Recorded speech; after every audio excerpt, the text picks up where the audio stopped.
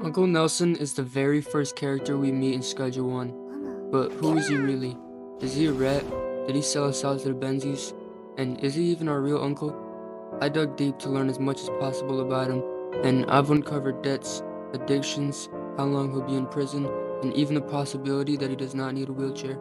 Our first objective of the game is to speak with Uncle Nelson. Here he asks us to pick up a package for him in town. We have some customers of our own lined up, so we agree. And he says to meet some fellas near the motel, and everything is all paid for. We arrive and see two guys waiting outside the motel. However, we hear a different story.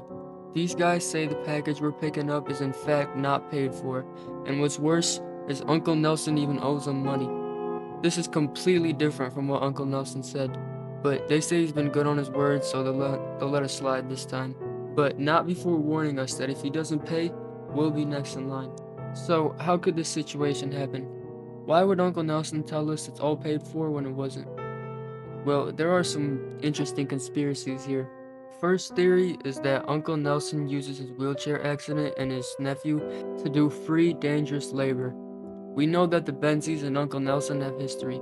However, whether it's good history or bad history is unknown.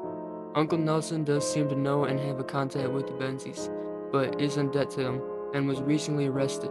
So this could cause a problem to the Benzies. Since Uncle Nelson is in jail, he can't run his operation, and therefore likely can't pay off his debt, it would make sense for his loan to pass on to us, his family, if it remains unpaid. Depending on the debt, this could pose a huge problem for us later on.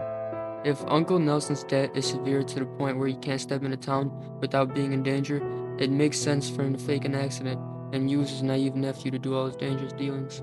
Now, remember what the two guys outside the motel said. If he doesn't pay, we'll be next in line. And the minute we arrive in the new town, Highland Point, our RV blows up, and we get a note from the Benzies saying to stay out of their territory. Stay out of my territory. Now, when the RV blows up, most people are thinking it's because the Benzies want us to leave. But what if it was part of a deeper scandal? We know about Uncle Nelson's debt. We know his drug operation is likely currently closed. We know he might be struggling to pay off his debt, lawyers, and medical bills. So, could he have hired the Benzies to blow up his RV for the insurance money? Well, what if I told you that's just the first part of this deep scandal? I believe that Uncle Nelson purposely blew up the RV. I believe he told the Benzies where we are, and I also believe he wanted us to die in the explosion. Whoa, whoa, whoa.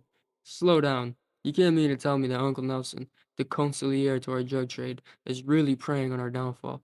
Well, if you were in Uncle Nelson's shoes, you might do the same thing. Uncle Nelson is facing some serious charges. I mean, selling weed alone could get him 5+ years in jail, not even considering his other crimes. And if we're the only witness to Uncle Nelson's drug trade, we're the only person that could testify against him, would he have wanted us to die in some unknown town? There's a couple things that back this theory up. Uncle Nelson could have encouraged us to deal, expecting the Benzies to take care of us. If Uncle Nelson is really going through financial trouble, he likely couldn't afford a hitman and had to get creative by manipulating us to sell, expecting the cartel to kill us. He also could think that maybe we gave him up, as only he got arrested and we got away perfectly fine. Uncle Nelson has many reasons to want us gone and almost little to no reason to keep us around. So this goes to the final big thing about this video. Is Uncle Nelson a rat? Well, I don't think so. He is a turncoat and he is working with the Benzies, but I don't think he's giving up any information to the feds. If Uncle Nelson gave up anyone, he would have likely been out of jail, and some members of the Benzies or even us would have been locked up. But there has been no major arrests since Uncle Nelson went to jail. He likely would kill us if we ever testified and probably did blow up his RV for the insurance money, but I do not think he wanted the cartel to kill us. As much as you'd like to say you built this drug operation on your own, without Uncle Nelson, none of this would have happened. I mean, the first person you need to meet to start your drug trade is Uncle Nelson's contact. Would have never been in this position if it wasn't for Uncle Nelson, and unless he's playing the long game of killing us, I'd be really surprised if he'd killed us after all this time. I mean, think about it, why would he want us to sell if he was worried we'd testify?